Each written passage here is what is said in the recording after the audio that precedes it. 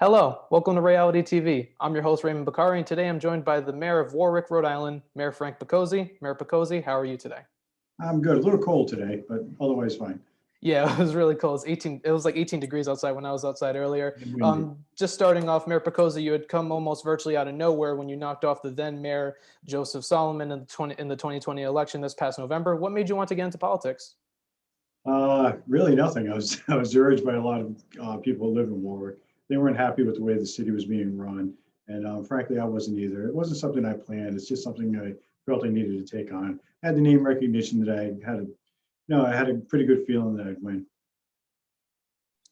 And you are classified as an independent, and that's what you ran as in 2020. Is there a certain reason why you're an independent as opposed to a Democrat or Republican? Well, I'm kind of down the middle. I mean, I believe in a little bit of each, but I wanted to run as an independent basically because I didn't want any ties to any political parties here in the city. I didn't take any union endorsements, no political party endorsements. I just stayed truly independent. And have you ever considered changing your political affiliation? And if not, has there been any officials from either of the major parties trying to reach out to you to convince you to do so? Not anyone major. I've heard the suggestion that I should join, especially the Democratic Party, to try to help me run for re-election. Make it easier to run for re-election. I'm not going to do that. I'm going to stay independent.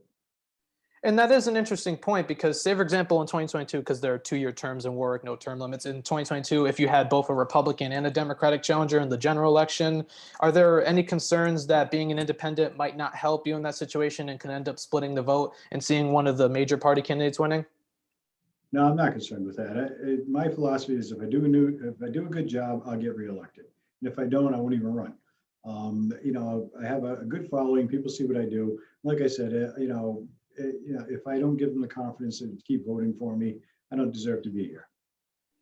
And now shifting the focus a little bit to what you've been doing as mayor, you take pride in originally not being a politician and acknowledging that you were a blue-collar worker before becoming mayor. You've done a lot of great things for your constituents, like plowing snow for Warwick residents, responding to assist fire victims, and quietly raising money for charities without the need for publicity. What advice would you have for other elected officials who don't go out of their way to perform those acts of kindness out of the good of their heart, instead those certain elected officials just doing it for political brownie points, and then they go back to being a politician?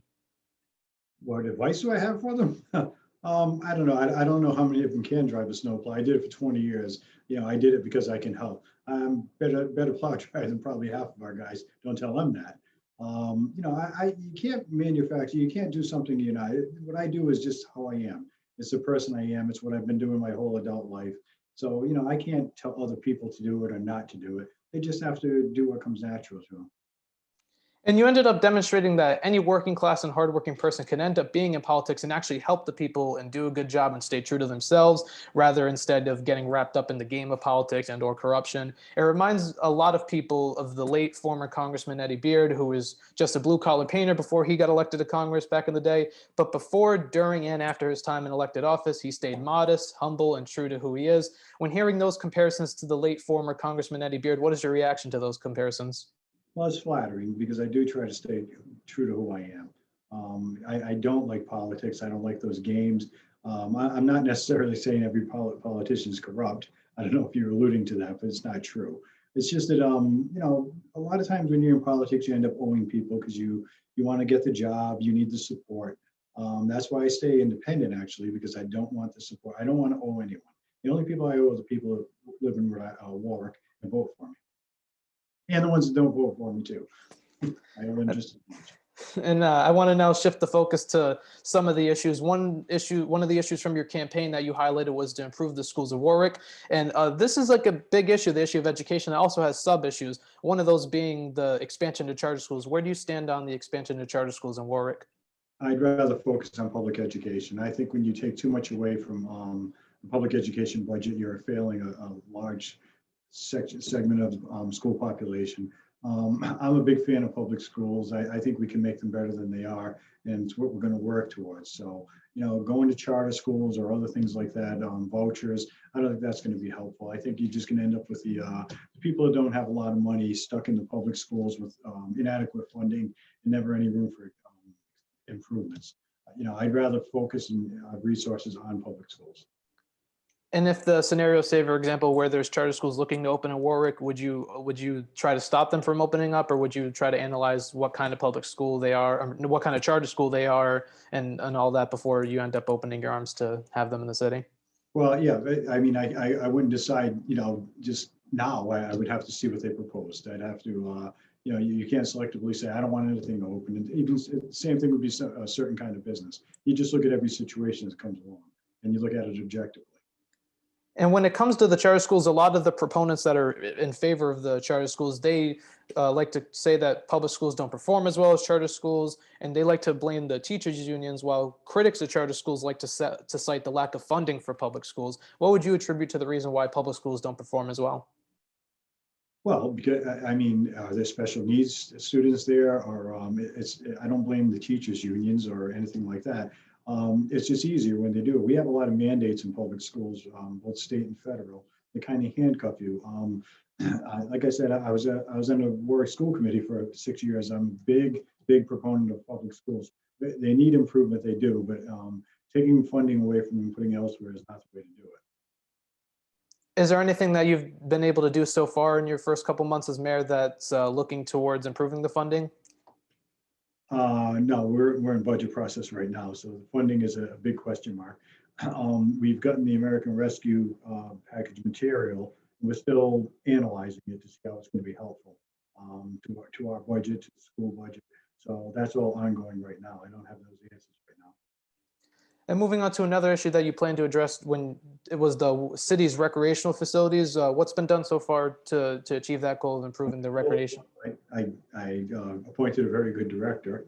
That was first. COVID has kind of slowed down a lot of the progress of things we want to do, a lot of initiative, because we've had to deal with that. I won't say exclusively, but takes a big portion of the week.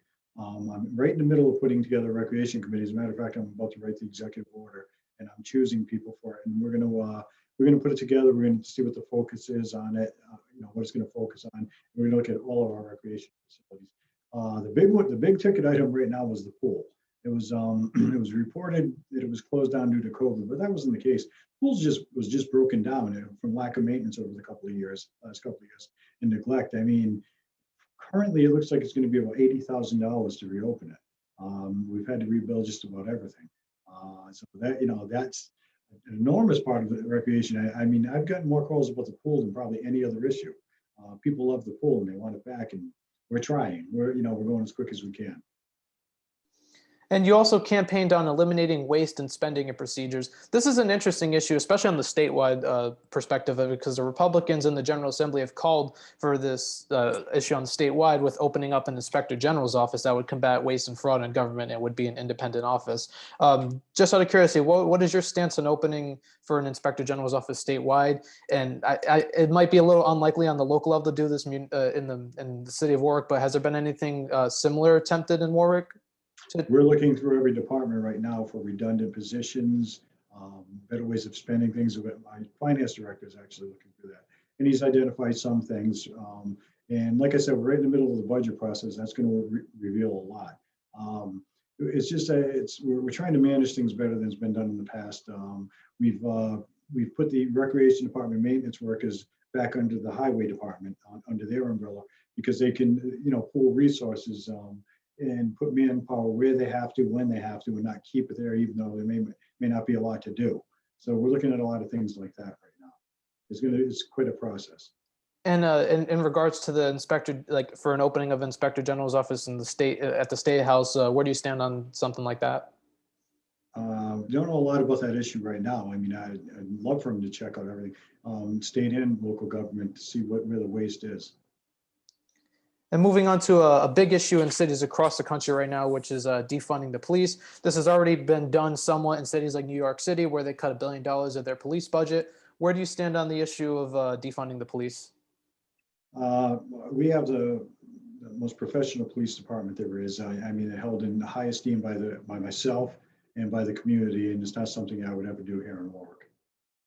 So you're assuring the Warwick residents that you would do everything in your power to make sure the police department doesn't lose any money?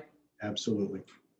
And this kind of also jumps to another sub issue of safety. A lot of the people that are against defunding the police, always point out that safety is a big priority amongst everyone. And a lot of critics note that the cities like New York City that have moved in favor of defunding the police also have either considered in some cases, or in New York City's case, have become a sanctuary city. Critics say sanctuary cities can end up inviting crime and a lot of other issues. And they say that adding the problem of defunding the police department, according to them, would make the matters worse alongside the addition of a sanctuary city. Do you have any plans on making Warwick a sanctuary city, and why or why not? No, I don't feel the need to do it right here.